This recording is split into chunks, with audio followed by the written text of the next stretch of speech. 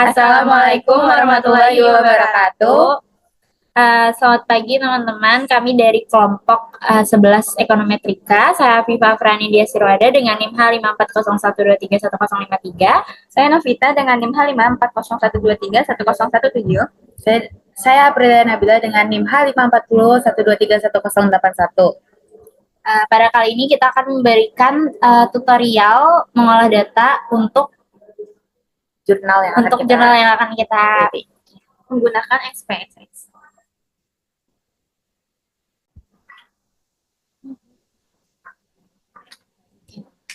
Jadi yang pertama kita bakal masukin data dulu yang mau kita olah. Datanya ini kita pakai data keuangannya BSI dari tahun 2021 sampai 2014. Dari tahun 2014 sampai 2024. Oke. Sini kita copy dari variabel YX1 sampai X4 sampai terus kita masukin ke SPSS.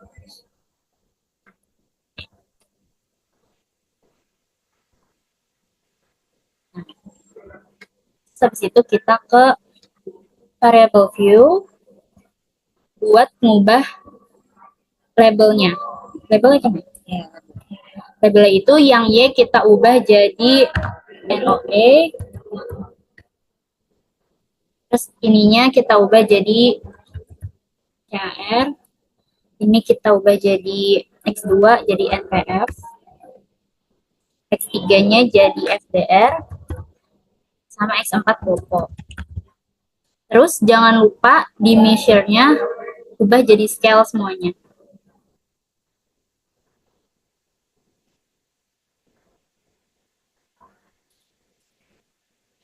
Terus kita balik lagi ke data view. Habis itu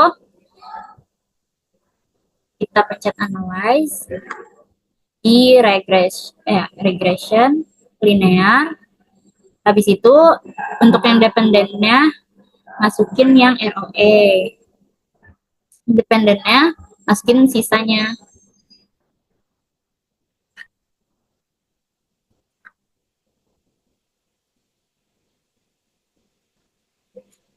Kalau udah statistik terus kayak linearity-nya di checklist.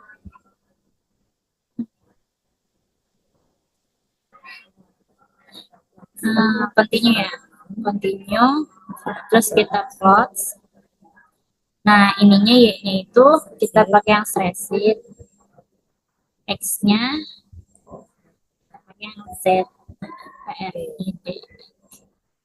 Terus jangan lupa di checklist yang histogram sama normal. Ya. Terus kita continue. Terus save.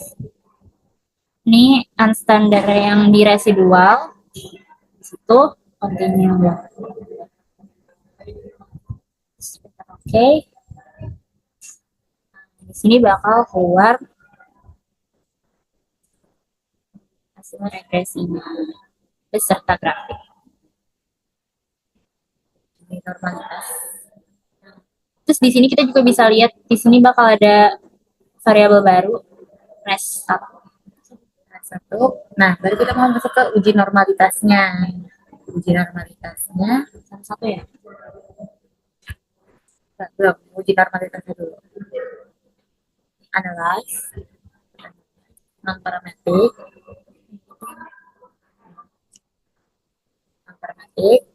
terus legacy dialog, terus yang one sample. Terus ini kita masukin ini ya, yang res 1. Nah, ini hasilnya. Di sini SIG. SIG-nya itu 0,069. 0,069. Terus dari itu satu-satu enggak? Nah, ini kan interpretasinya. Ini kan ya keseluruhan variabel X dimasukin 0,06 itu kan lebih dari 0,05. Berarti tandanya ini data terdistribusi normal. yang satu-satu. Terus kita bakal iniin satu-satu variabelnya. Caranya sama juga kayak yang tadi. Bedanya kita masukinnya satu-satu. Masukin variabel X-nya satu-satu. Oke, karena settingannya sama jadi cuma diubah ininya doang. Ini, Diisinya. nah, ini siknya dia tuh kan 0,000. Dan itu tidak apa namanya? Terdistribusi normal. Berarti untuk variabel char-nya itu tidak terdistribusi normal. Nah, dia dilakukan lagi di variabel X lainnya. Makanya masih sama. Nah, satunya diganti jadi NPL. Oke, kalau untuk NPS kita lihat sigmanya juga masih sama 0 sama 0. Jadinya tidak terdistribusi normal juga. Jadi coba kita pakai yang X3 dan lihat kita pakai X3, kita uji X3.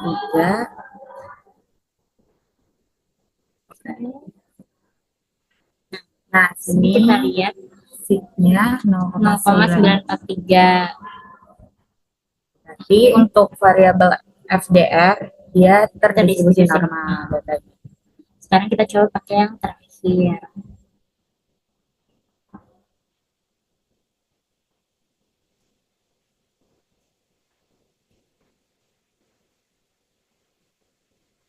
Kan untuk variabel boponya signya 0,0. Jadi tidak terdistribusi normal. Jadi yang hanya terdistribusi normal adalah data dari variabel X FDR. Selanjutnya kita mau uji heteroskedastisitas dengan menggunakan nanti Oke. Oke, jadi kita lanjut lagi ke uji yang keduanya. Multikolinearitas. Tadi kita baru uji normalitas ya. Jadi di data itu Awal yang regresi semuanya, kita tuh bisa lihat di koefisien ini dia VIF-nya. Nah, dia tuh semuanya itu kalau udah di bawah 10 maka itu tuh artinya udah memenuhi uji multikolinearitas. Nah, selanjutnya kita mau uji heteroskedastisitas dengan metode Glaser. Nah, balik ke sheet yang ini, terus kita klik yang transform, terus klik yang compute variable.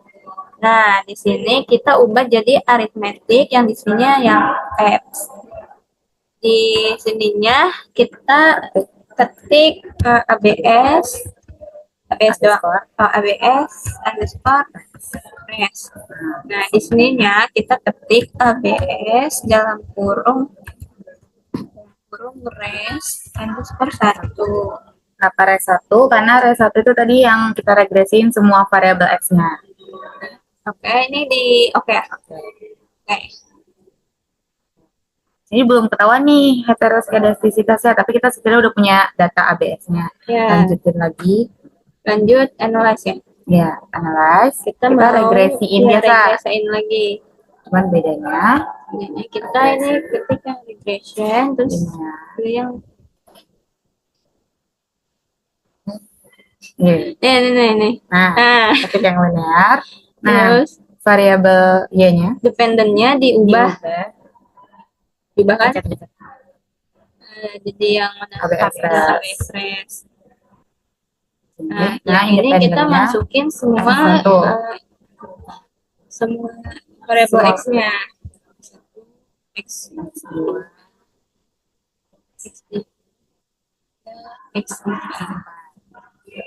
Nah, oke.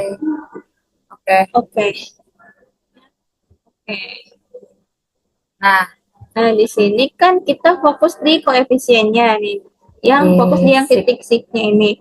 Misalkan signya itu lebih dari 0,05 berarti dia bebas dari heteroskidastisitas. Dan yang variabel yang bebas dari heteros itu yang variabel NPF sama variabel yang FDR aja, yang lainnya mengandung heteros.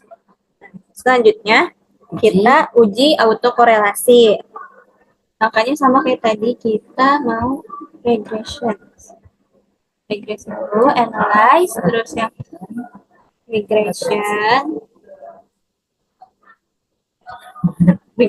yang kriterianya, terus yang dependennya Dependennya kita balikin lagi ke Y. jadi yang Y. Nah, yang Ini independence-nya masih sama. Nah. X1 sampai X4. Terus yang bagian statistiknya kita checklist bagian Durbin Watson. convariance sama matrix. Convariance sama Durbin Watson-nya. Yang lainnya nggak ada yang diubah, tetap ini. Continue. Oke, terus nih oke. Nah, kita fokus di model summary-nya di kolom Durbin Watson-nya. Kita tuh harus cek tabel distribusi Durbin Watson. Kita bandingin. Itu tabel distribusi Watson tuh udah ada perhitungannya dan biasanya udah ada tabel banyak di internet juga yang udah menghitung per masing-masing variabel.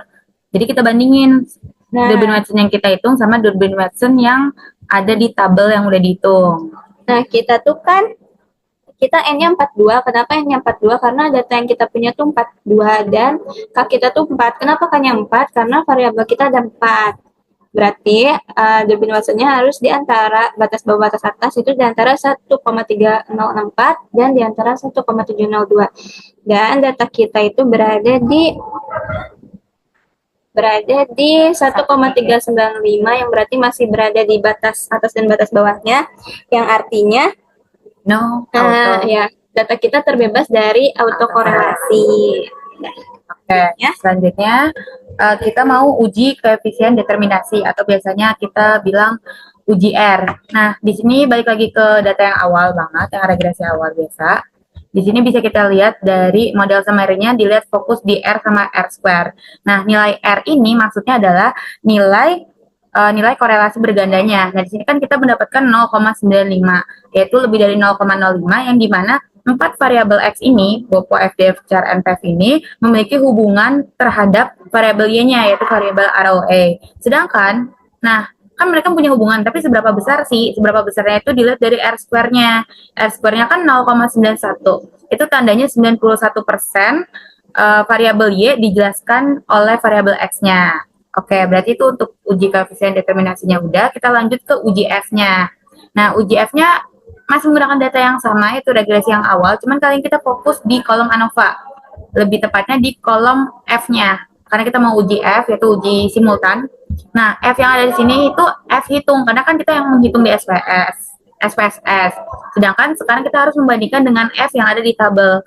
Konsepnya sama kayak Durbin Watson tadi. Udah ada tabel distribusinya sendiri karena dia ada perhitungannya sendiri dan itu bisa dicari sendiri atau lihat dari internet. Di sini kita mendapatkan tabelnya ini. Kita dengan probabilitas 0,05 itu atau 5%, kita lihat kayak tadi N kita kan ada 42, berarti ada di baris yang ini. Nah, terus kolomnya yang 4, kenapa 4? Karena K kita atau variabel bebasnya itu ada 4. Jadi F tabelnya di 2,59, sedangkan F hitungnya kita ada di angka 105,134. Itu tandanya nilai F hitung kita lebih besar daripada F tabelnya. Berarti tolak H0, berarti 4 variabel X tadi itu signifikan mempengaruhi variabel ROE atau variabel Y-nya. Terus kita lanjut ke uji T, uji parsial. Masih dengan kolom yang sama, yaitu sekarang di kolom yang koefisien, cuman fokus di kolom T-nya. Nah, T kecil sini adalah T hitung, karena kita menghitung di SPSS ini. Nah, konsepnya sama kayak F yang tadi, yaitu udah ada T tabelnya. Nah, T tabelnya bisa dicari juga di internet atau bisa ngitung sendiri. Nih, dapatlah tabel ini. Cuman bedanya kalau tadi kan di kolom yang ininya n-nya ya, berapa banyak itunya. Cuman kalau sekarang di uji T ada perumusannya sendiri, yaitu menggunakan DF. Nah, DF itu rumusnya dapat dari mana? Dari n dikurang banyaknya variabel bebasnya. N kita kan 42, variabel bebasnya 4. Berarti kita dikurang jadi 38. Jadi kita pakai yang kolom 38 di sini.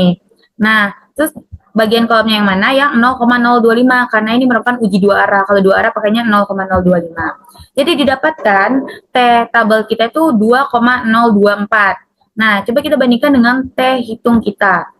Nah, T hitung kita per masing-masing variabel ya, teman-teman. Nah, di sini kan T hitungnya ada 3,2, ada minus 6,1. Nah, implikasinya tuh apa sih? Kalau misalnya T hitung kita lebih besar pada T tabel, berarti variabel itu berpengaruh terhadap ROA. Sedangkan kalau T hitung kurang dari T tabel, variabelnya itu tidak berpengaruh terhadap ROA. Berarti di sini yang berpengaruh tuh variabel char, terus variabel FDR. Nah, sisanya itu tidak berpengaruh terhadap variabel ROI-nya. Nah, sudah itu adalah hasil pengujian kita semua. Cuman dapat kesimpulannya berupa apa? Kita mendapatkan kesimpulan yaitu kita mendapatkan persamaan linearnya.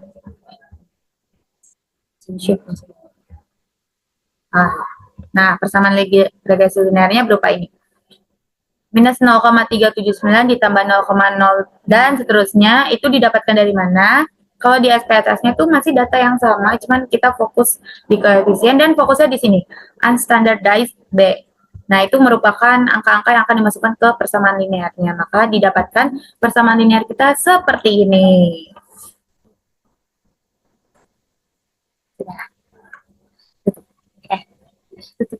Oke, jadi itu merupakan hasil diskusi kita terkait perhitungan dan uji asumsi klasik untuk data yang akan kita teliti. Kurang lebihnya dari kita mohon maaf. Wabillahi taufiq wal hidayah. Wassalamualaikum warahmatullahi wabarakatuh. Terima kasih.